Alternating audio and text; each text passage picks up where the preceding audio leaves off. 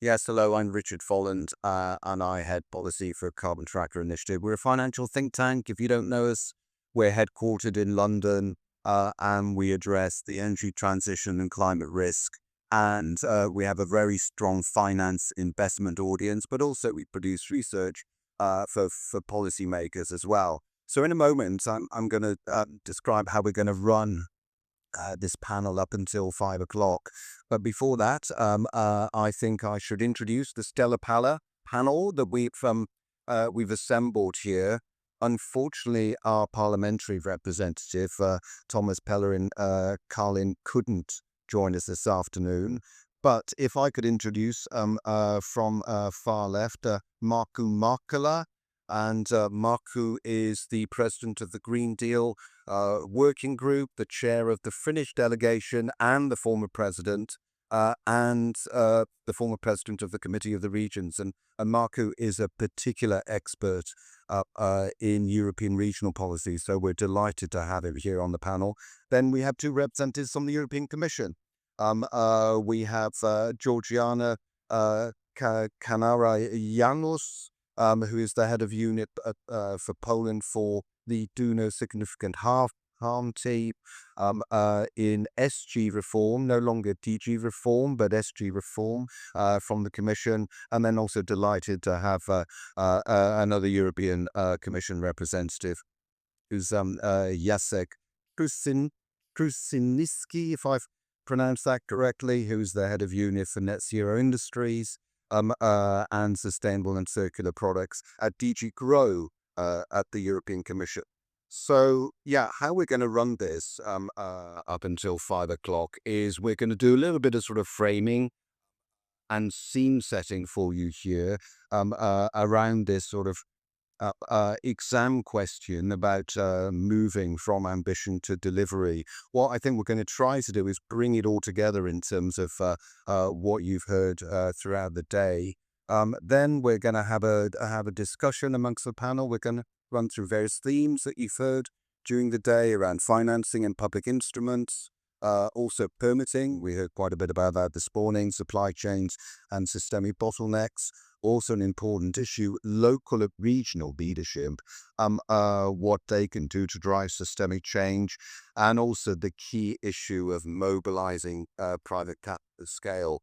Then we still want to leave some time for questions from you, but then we're going to, in a sort of final sort of 5 minutes here, I'm going to ask each of the panelists to look ahead and really what needs to happen, as I said, bring this all together by 2028. So just some initial framing before I turn to each of the panelists who are going to make a sort of broad introduction from their perspective.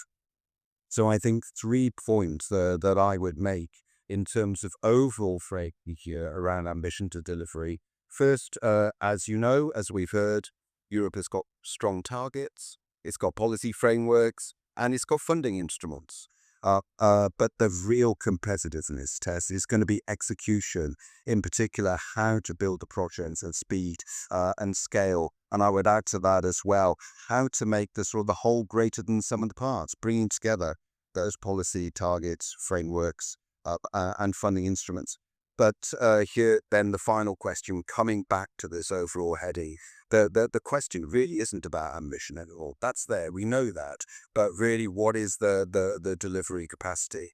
So, Markku, I'm going to turn to you first, and I'm hoping, can we get Markku's slide up, please? I think you're just going to have one slide to sort of illustrate, in particular from your perspective. I think you're going to tell us a little bit. Yeah, it's up there. Terrific. So, no, not, sorry, if we can have Marcus and not Georgiana's. I could try to explain what is great. I'm sure, no, there we are. As if by magic. Yeah, that's right. Yeah. So I think you're going to tell us a little bit, give us the sort of broad frame. Okay, I will do great challenges. Yeah, definitely. But let me start first what we just heard about this challenges in general, and I like very much the paradigm shift issue and electrification.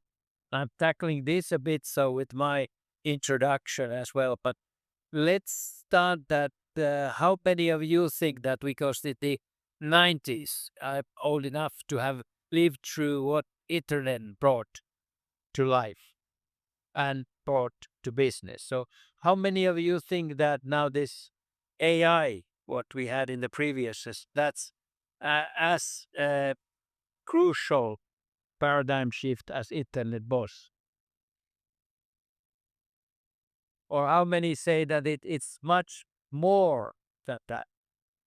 Because that's what I've heard when I've discussed with people who are deep enough in the artificial intelligence. So the feedback is quite really unanimous. So it's really so huge, Jake. So it's much more than a paradigm shift in a traditional sense. But when we link that with the electrification of society, and that's another challenge I've been asking again quite many experts that since I'm strong believer that electrification really goes through much faster than normal, let's say, politicians or normal people realize. But does it mean that we need, let's say, double the electricity within 10, 15 years by 2040? Or most likely it might be even like 10 times more. But then we should really start now thinking that what are the big challenges that we are facing everywhere and how we tackle those. And that's why I made this slide, so I could have listed there a few more, but let me just highlight a few. I just thought that, okay, maybe picking 10 most relevant ones, so that would be good. And starting with this, we need much more now the systems thinking or systematic approach to the whole issue, because otherwise, especially in Europe, we have been recent years very eager everywhere, both further organized projects and so on, but it has influence so that all the EU activities, financing included, it's very fragmented. If I ask whoever city mayor about their project, can you say what you are doing and where you are going to get you useful results? So they can name definitely quite many projects. But is their mindset changing? And do the whole organization change so that it's not anymore siloed? Or when we have companies there, so how many of them are really actively kind of integrating their future development with roadmaps and so on, with the strategic alliances? Where is our core business? Because very many of the big companies realized this already, let's say 10 to 15, 20 years ago. What is their core business, where they need to be better than anyone else? But then integrate to that many small companies, bigger companies form these strategic alliances and so on. So this is our weakness, and especially I feel that in the political lives that everyone from them in the commission, they are doing good work. I agree, but how that we can make this systematic transformation a reality. And that deals now when we think the most burning societal challenge we have, the climate. And energy is a key role on that. And that's why it's high definitely here. And then in my list, so when I think there about these technological challenges, digitalization and the artificial intelligence, definitely. But how the whole energy transition is going to be organized. Uh, it needs to happen something like what happened in Finland. We have 1,300 kilometers a border with Russia. And when Putin attacked 4 years ago Ukraine, we made the decision. Practically the whole nation, citizens, companies, governments, we made the decision. We stopped using Russian oil, Russian gas, and so on. So we were able to do this huge transformation in a couple of weeks. But now most of the other parts of Europe, so governments are hesitating or industries hesitating. So it needs to be something more that we need to happen. And that's part of that when we understand that energy transition is a reality and we can do much more. We had it today in our plenary at the Committee of the Region at the Parliament's hemicycle, voting on the grids package and so on. So all of those are part of the reality. And if I just look the other parts there, so most of these challenges, they are really societal ones. And then they go on to the leadership. Everywhere the leadership. So can we really motivate people? Can we say change our own mindset so that it's really building on trust and collaboration? That we are not only looking for too narrowly only what could be good for this unit of the organization, but together there we. I think these form the nice setting for our panel here as well. So how to move to real action? Marco, that's great. Thanks very much. And I think you said that very well in terms of the challenges, which are pretty challenging to some extent, aren't they? You're then talking about the more sort of systemic changes, so impacts on society. Georgiana, I'm going to turn to you for the initial introduction. I mean, I wonder maybe if you can say briefly what you do as well in SG reform, which I think will be helpful for the audit. But then we've already had a sneak preview of this slide, so I wonder if we can yeah, I think we have that. Um, I mean, you're going to have a look at all these introduction years of policy and regulatory measures to support infrastructure investment and development. And I think you will use your slide ability to illustrate that, aren't you? Absolutely. Thanks very much. Good afternoon, everyone. So my name is Georgiana Captaru Janos, and I work in SG Reform. It's the former Recovery and Resilience Task Force, and we were indeed tasked to implement NextGenEU, which was the EU's reply to the COVID crisis. And at the time, there was a very, very clear political choice that the huge amount of money that all the member states agreed would be used to really support member states for the recovery, because there was indeed the expectation that the COVID crisis would have a risk, have a quite a significant impact on the economy, but equally importantly, to invest this money to build our resilience. And I think, I mean, this panel is called From Ambition to Delivery, and I think with NextGenEU, we can also show in this year, which is 2026, the end of the Recovery and Resilience Facility, how we have actually brought to fruition the expectation and indeed the very significant money that was made available to the member states. So we're talking the overall allocation for NextGenEU, 577 billion euros. 42% of that are measures which support the green transition. This is with 5% point higher than the minimum in the regulation in the Recovery and Resilience Facility, which had introduced in a way a 37% threshold for green measures. So I think it was very clear from the design of the measures, the investments and the reforms, and I'll get to that in a second, that support to the member states for the green transition was an absolute priority. Obviously, what has happened since the COVID crisis and in the midst of the implementation of the Recovery and Resilience Facility was the invasion in Ukraine. And at that moment in time, there was a huge need, the Commission came with the REPowerEU plan, and NextGenEU was also therefore used as an instrument to increase the allocation to really make sure that the member states have the tools to face the energy crisis following the invasion in Ukraine. Now, what have we achieved? And this is a bit the map. But before we go to the map, just one more word on the instrument itself. So the next generation EU instrument, so the Recovery and Resilience Facility, as we call it.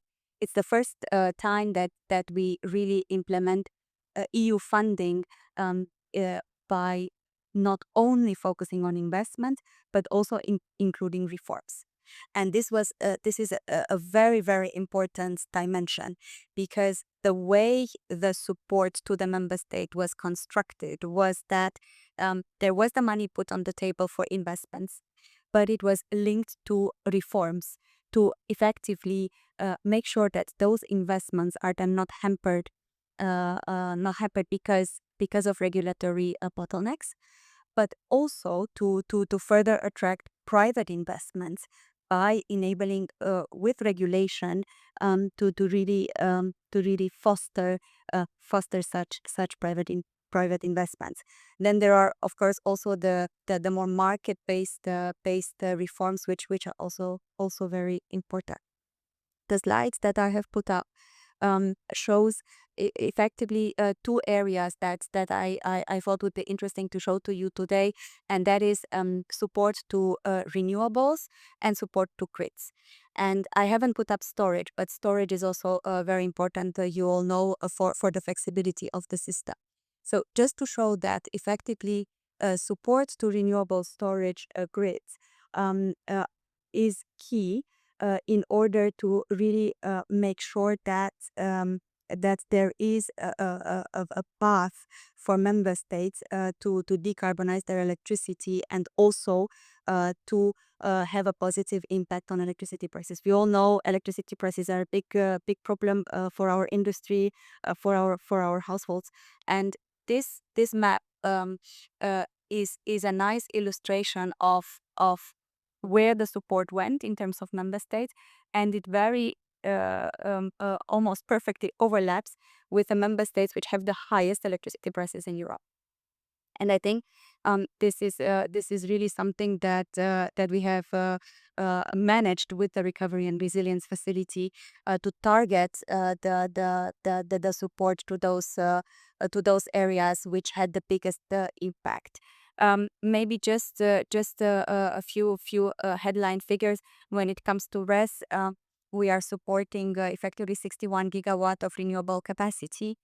This is 1/3 of all the renewable capacity that was deployed in Europe in the past 3 years, a very significant share. And when it comes to grids, there's support for more than 10,000 kilometers of grids. I think we have 110 now megawatt of additional capacity, RES capacity to be connected, and these are in a way the minimum figures that we see, because the facility is also designed in such a way to allow financial instruments where we are not yet able to track exactly the additional capacity or the additional grid, but where we know that the investment go to grid in particular, and I have the precise example of Poland. When it comes to reforms, and this is as I said, in a way the added value for NextGenEU and the way we have designed the instruments, we have really targeted the reforms to the need of the member states, and this is, I think, very, very important, because from the Commission side, of course, we have had a lot of experience with regulating at EU level with the regulations, directives, etc. But of course, we didn't really go down at the level of national reforms, and this is one example where this was very, very successfully done, and the regulations and the reforms that we're driving with the member states really target very specific issues in these member states, and they cover very much so the permitting issue, which we all know is very important for the deployment of RES. We have many reforms to allow access to the grids, to allow a smarter use of the grids, for example, cable pooling. We have market type reforms, like electricity market type of reforms, decarbonization obligations, for example, in Romania, and equally for balancing markets, in a way fixing the allocation constraints that were still there on the interconnectors, in particular in Poland. I think I'll stop here, but happy to engage with you all. Georgiana, thanks very much. And I'm glad you've gone into detail about this. I think, to demonstrate how the recovery resilience facility has been successful in terms of deriving clean energy, but also tangible demonstration of public instruments which can mobilize financing. But and maybe we can come back to that, Tommy, again in a moment. Not only what's a word, but maybe where there might still be gaps. But Jacek, I'd like to turn to you now and your work in DG Row. With dealing with industry decarbonisation, clean technology manufacturing projects. Maybe to give your perspective from here, looking again at this overall challenge to move from ambition to delivery. Thank you. Thanks a lot. So, indeed, for us, DG Bro, the industrial policy, the single market DG, for us, the clean energy projects are less infrastructure projects, which are developed by DG Energy, and more energy decarbonization projects, clean tech manufacturing projects. And what I like to do is just to say a few words, generic words about how industrial policy can play a role in making those projects come about and what are the current problems. And I would refer to the Draghi Report, the petition that he has made. So what are the key things that the Draghi said on these things? The first thing he said was that we need a unified strategy on decarbonization and industry support. And until recently, the predominant doctrine also in the Commission work was that by simply decarbonizing, by placing a cost on carbon, we automatically create a business case for decarbonized projects. And we have seen that this is not the case. If you want to achieve that, you need also targeted industrial policy instruments. And of course, you can see this in numbers. The production of energy sectors has decreased by 20% in the last 7 years, of course, driven by many factors. But also in clean tech, we are not managing to compete with Chinese companies for the moment. So the first thing that is useful here is that this realization came about, and the Commission within industrial deal finally put forward a comprehensive package of measures to somehow find synergies between these two policy objectives. The second thing that Draghi said, and we all know, is the number one issue for our industries today in Europe, is the cost of energy. And so what we hear, what can we do about that? And this is something that was debated in the informal the summit of EU leaders recently. The Commission will again be discussing this soon. And the first thing we say is that we need to accelerate renewables deployment and risk deployment. And that's where, of course, there are the industrial policy again has to be aligned with our policy and infrastructure. But also here, I think we need a little bit of a reality check, because according to the Commission own estimates, it's by simply moving the system towards renewables, we will not radically decrease the overall electricity system costs. What will change is the structure of the cost from a high OPEX, OPEX, low CAPEX system to the opposite. So the issue here is how we will spread this cost across consumers in the industries. And this is something where we need to reflect on. The third element that Draghi said is that we need to work on increasing investments. Here he said we need to increase that share of investments in GDP from 20 to 27%. Of course, we are trying to draw conclusions from that, see how the next MFF could take this into account. And we heard a lot here about leveraging private funds. Of course, with the limited funds, you will continue to have EU level, and in public budgets, this will be the basic instrument, guarantees for loans, for equity, that will allow us to have a bigger bag for the buck we have, because we will not have at EU level program like the Inflation Reduction Act in the States with hundreds of billions of euros just for decarbonization.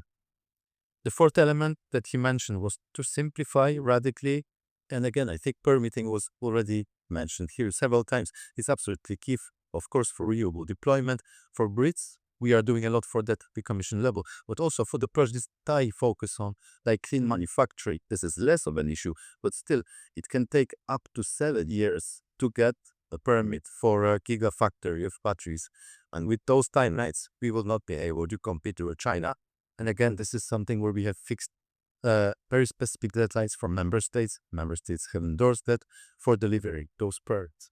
And the final element I would like to mention that Draghi referred to is that we have to act on our strategic dependencies.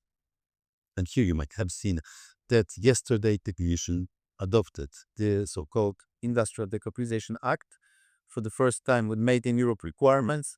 And I think what will be helpful with that is, and again, I think also a good presentation on maritime just before that panel, we heard that demand, this is the key thing, how to create demand.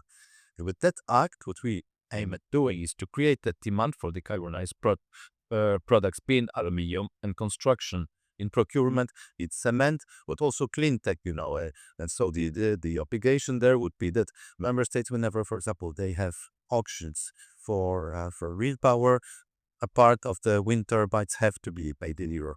Without that, we believe we will not be able to compete again, especially with China. So I would stop here. Thank you. Yeah, so thanks very much indeed. I mean, I think we've heard a bit about Draghi once or twice during the day, but I think it's very helpful that you actually set out the sort of the core elements of Draghi and, of course, around the competitiveness challenge. Also, I think we're talking about energy crisis, linking back to what you were saying, Marco, about the social challenges, and but also I was struck by what you had to say that the challenge, particularly for renewables, clean energy, for high capex requirements here as well. As we can come to permitting in a moment and hear from all of you about sort of critical barriers, I just wonder if any of you would like to say anything more about this role in public instruments. I mean, we heard from you, Georgiana, about a success, basically, but whether any of you would like to say anything, Mark, please, maybe what more is still to be done around public instruments, which could mobilize capital. One really essential today is, as we all agreed, that the plans are ambitious and good. Draghi Report, and as well, especially when like last September, I was there in Charlemagne listening to, of course, Ursula von der Leyen and Draghi stating what Europe is going to do. And it was still a big gap there. It beat their two speeches because Ursula, naturally, as a president, is pushing that, okay, we have these and these activities in pipeline, and they will bring the results. But my point now is that can we convince, and how to convince citizens or the mayors of the city, 1 million elected municipal councillors, that we need to accelerate. It's good so that now this act, it's even the keyword accelerator is it good. Because yesterday I had a good chance to talk there with the Oceans and Waters EU mission, one of the 5 missions, and Maria Cristina Russo, the Deputy Director of DGRTD, started, and I picked up three keywords from her presentation, and it was really mobilizing, delivering, and accelerate. But now we need to convince citizens as well. So with all these geopolitical challenges, so that we are really tackling and making this accelerated transformation. And that I think that is a key point. So, and all that with its political decision makers, civil servants from all levels, so that we need to have more of the activities on the ground. So that this kind of social tension that a lot of movements around in Europe, a lot of citizens are afraid that can we survive, or what way is poverty increasing, many problems are increasing. So we need to show simple things, but that needs as well so that more is relied on the local level activities. And there we come, permitting and many of the other activities as well, what the cities can do. And now we are especially talking about the next MFF as well, so that we'll mobilize the activities on the ground. Yeah, Thank you, Marco. And I hope we've got time to come back to the role of cities and regions and so on, and how they can drive systemic change, really. But Georgiana, any more reflections from you about the use of public instruments, really what you've learned, from the Recovery and Resilience Facility, and whether there are gaps here that need to be addressed if we're thinking about the energy transition? Yeah, I mean, quite a lot of lessons learned from the Recovery and Resilience Facility. I mean, obviously, the facility was a crisis instrument, and it was meant to really bring the short term relief that was needed, and we're gonna wrap up at the end of this year. One point, though, that I would like to mention is indeed the country specificity, and the fact that the measures need to be targeted really to the needs of the member states, without, however, ignoring the single market dimension, and obviously the interconnectedness between the member states. The design of the measures and end of the support with the Recovery and Resilience Facility was national, but of course, going forward, I think this cross-border element will become more and more relevant. And I think in the design of public support, precisely for the single market, I think this cross-border element is something that will need to be looked at, and it's not easy because obviously the allocations are national, and having cross-border measures are much more complex to implement. Okay, thank you for bringing up that cross-border element. Jacek, anything you would add on public instruments, industrial decarbonisation, which you deal with, of course? Yeah, well, I would say that again, it's a difficult issue, because if you look around the world, what different economies are doing, Canada, China, or the US recently with the Inflation Reduction Act, it's very capital intensive public support. This direct production support, you get X dollars for every kilowatt hours production of a battery, for example. Same for energy intensives. And, for a single project, it can be billions of euros. So I'm not sure in Europe we have those resources. So we have to think about alternative ways of financing those projects. And in general, I would say that, if you look at the numbers from Draghi, increasing the share of investments from 20 to 27% of GDP, the public funds, even with leveraging private funds, you will not achieve that. So maybe the bigger challenge is things like capital markets union, so on. We recently had a meeting with one of the CEO of one of the biggest German utilities, and you would think it's a safe, regulated business, easy to raise capital. But the gentleman said that he spends every year a week in the States to talk just to investors, because he did not find them in Europe. So clearly there's an issue there. Thank you. And just you mentioned the Capital Markets Union. I think in von der Leyen too, we're hearing, it's been rechristened, hasn't it? The Savings and Investment Union. But I think we're hearing more about that. And I think that comes back to the use of large pools of capital here. Can we turn to the issue of permitting, which we heard a little bit about this morning? And I think if I can summarize from the session, that progress is being made on permitting, but more needs to be done. Any of you here, would you like to sort of kick off on where you think there are still particular barriers? Actually, on the local level in every city, we are paying these barriers. So by national laws, we have a kind of slow process with if someone is claiming that this hurting my rights. So it can take not only a year, but several years, the whole process on the court on different levels. So we should look that we have too many levels with our picking, the claims and so on. That is one thing. How we have tried now to solve part of this is so that we are making the new master plan for the whole Helsinki region.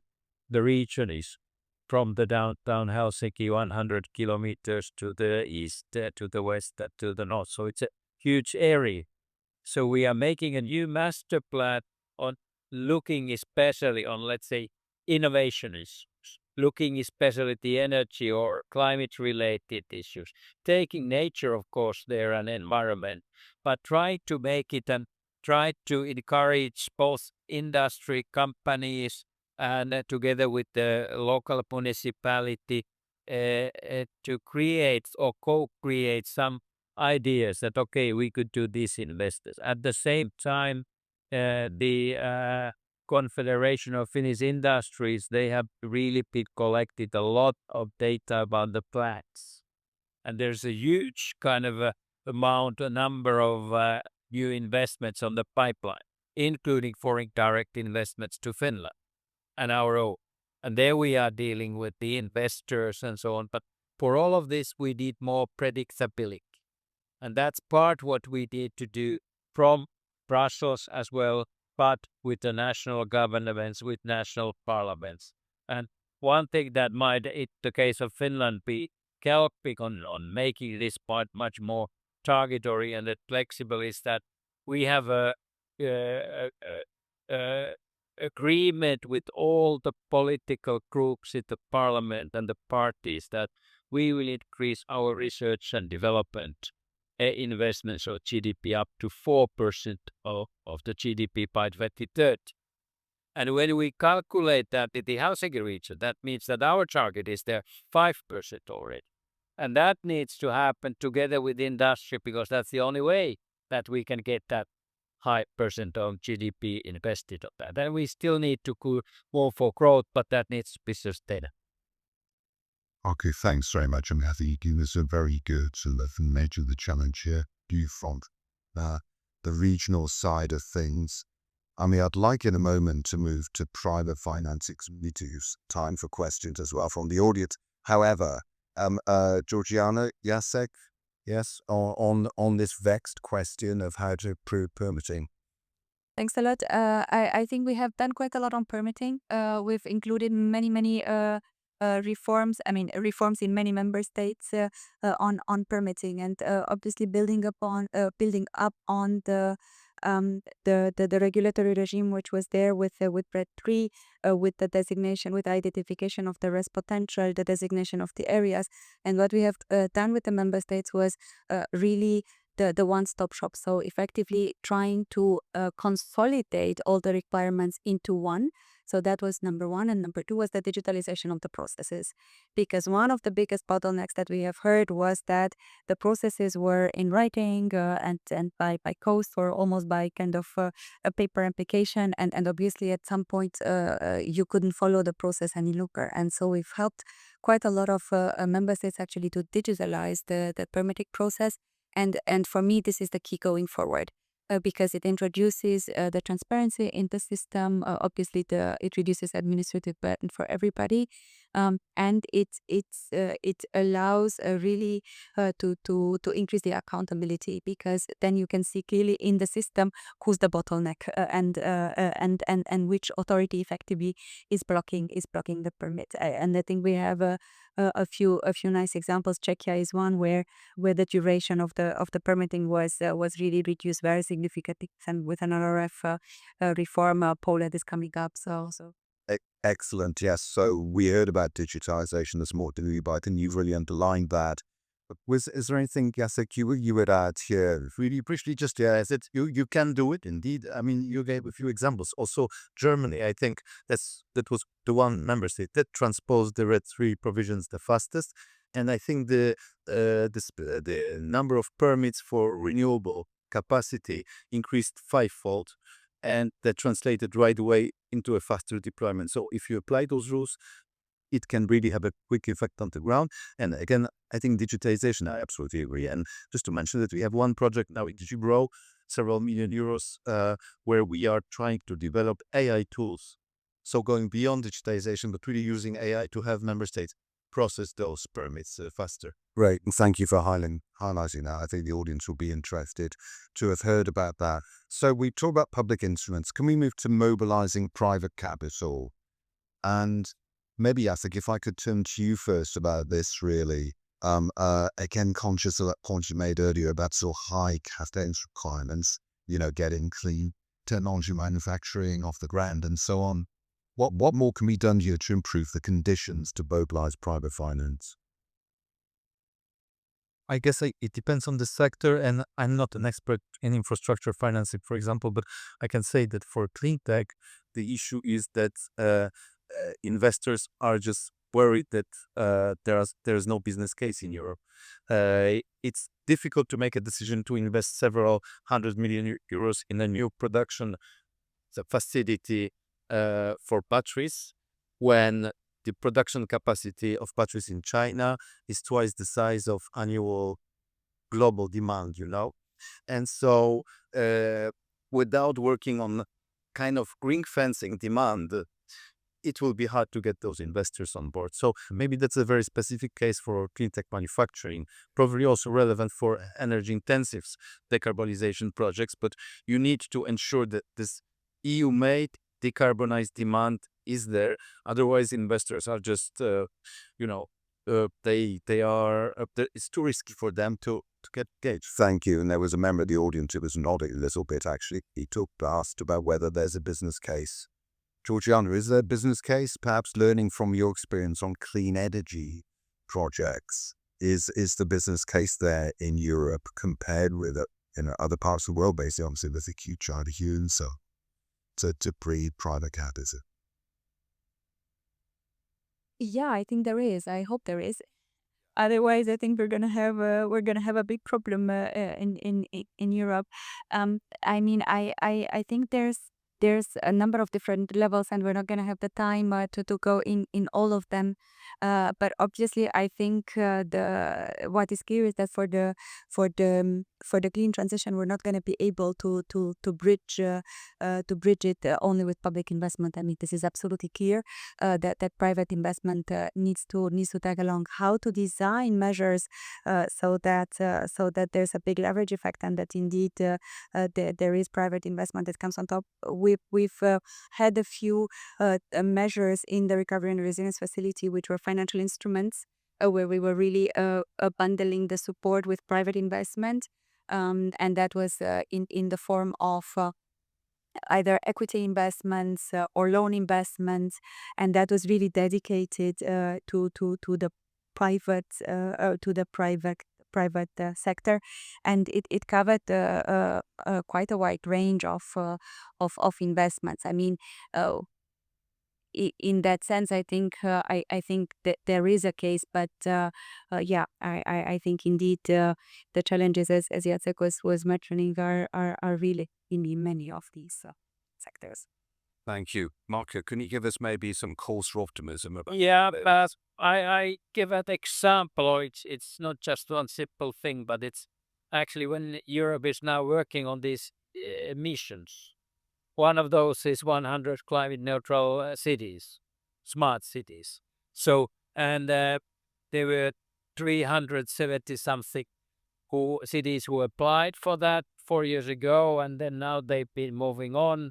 And now all of these 100, which were picked based on their proposals, on the activities, so they have got to receive the mission label, which means that they have a mission, the city or climate city contracts with the local industry, academia, and so on. So kind of having joint action plans what to do. They have their roadmaps defining how we can reach the 2030 climate neutrality targets, and now they are moving all of their investment plans together with the industry.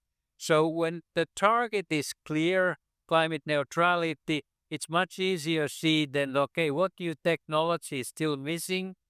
Can there be a market for this for some of those companies, either in our country or our city, but somewhere else as well? So we are looking, as we've called them, hybrid solutions. Industries producing certain new products, services, systems that have a market. So we kind of create the market at the same time when we have a joint understanding agreed by the city council, by the regional councils, and together with local industry. So this is one way to move on. And now we should focus more on how to make this really a transformation to happen so that the 2030 targets are going to be reached. it means most likely that we need to pick up whatever, 5 or 10 or 20 of those 100 cities that be a kind of pioneers. Let's do more with them and show and then scale up the results with the others.